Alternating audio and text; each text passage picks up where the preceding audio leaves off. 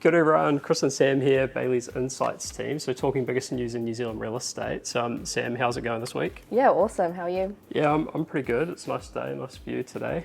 So mate, let's get into some news. So we got some pretty interesting stuff from government on funding of housing development. Yeah, so they announced some new funding and financing tools to enable more housing development. So this is kind of on the infrastructure side, part of their Going for Housing Growth program.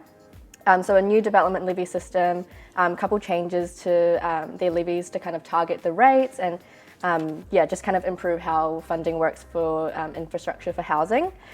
So this will probably encourage faster land development over more land banking, which we've been seeing. That'll be good, because there's a lot of just land that's held up in banking, right? Yeah, exactly. But in saying that, the new system will probably take it to 2027, so a bit of time for that to come through, but yeah, still exciting. Isn't it interesting though, like announcements today, it's like in 2 years we'll do this. Yeah, it takes a bit of a process, but yeah. Yeah, maybe kick into it. And then mate, we also had, so this is one of our first big commercial reports for the year, so the NZ Industrial Report 2025.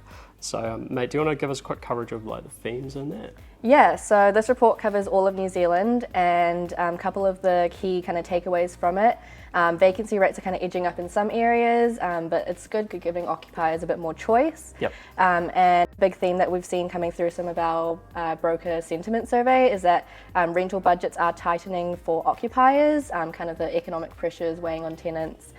But good news that the broker sentiment suggests investment market is shifting into neutral category. So yeah, so a bit of change actually coming through that market, right? Like I think if you went back to a couple of years ago, like just super tight, hard to buy property, and then we had the big correction come through, and now a little bit of change. Yeah, some good signs coming through. Yeah, I think the really cool thing in that one is the more choice for occupiers, because working with occupiers to find warehousing and that type of stuff over the last 2 years was a bit of a nightmare. So that's actually really cool.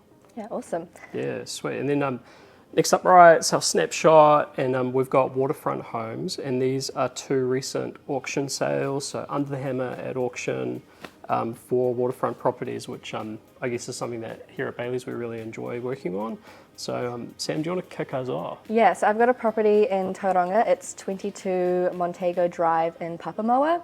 A home that just feels right. 3 bedrooms, 2 bathrooms on 568 square meters, high-stud ceilings and honed block feature walls, nice restful views of the waterway. Marketed by Nick Fleet and Angela Fleet from Bayleys Mount Maunganui and sold under the hammer for 1.4 mil. Yeah, and then for me, I've got one in the Coromandel. So I've got 248 Tangiora Ave in Whangapoua. So this is beachfront at its best. 3 beds, 3 baths on 966 square meters. Stunning 2-level home, sunny courtyard framed by iconic Pōhutukawa trees.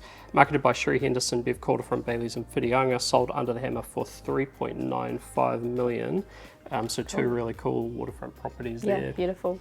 Yeah, and then next up for international news this week, so just a little bit of a random one from The Economist. So how to get rich in 2025. So I'm listening. I'm listening as well. Yeah, I was jumping on that one. So what this one was talking about was the inheritocracy that's developing around the world. And so as the population ages and a lot of wealth is concentrated in the older generations, inheritance becomes a bigger issue.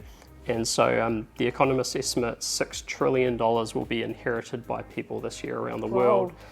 They are also estimating that for every $100 of wages in the United States, $20 of inheritance will be flying around as well.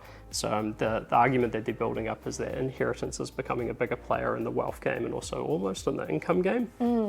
So making people work 20% less hard or something? Yeah, well, that was kind of their part of their argument, is that maybe people will be a little bit more disincentivized to work for wages if there's inheritance flying around. And yeah, just I don't know where to take that one. I thought it was really interesting, and obviously some big implications for the housing markets as some of the older generations start to sell, or I guess their estates take over their properties. Right, interesting. Yeah, just interesting, yeah, cool. And then finally to wrap up, right, property of the week. So Sam, do you want to kick us off in Hamilton? Yeah, I've got a cool property. It's 256A Newell Road in Tamahere.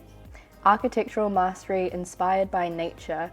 6 bedrooms, 3 bathrooms on about 5,000 square metres, designed by award-winning architect, multi-generational living at its finest, beautiful oak, elm and ash trees surrounding the property. If you're interested in this one, you can get in touch with Rachel Waldegrave from Bayleys Hamilton or Mark Frost from Bayleys Ragland.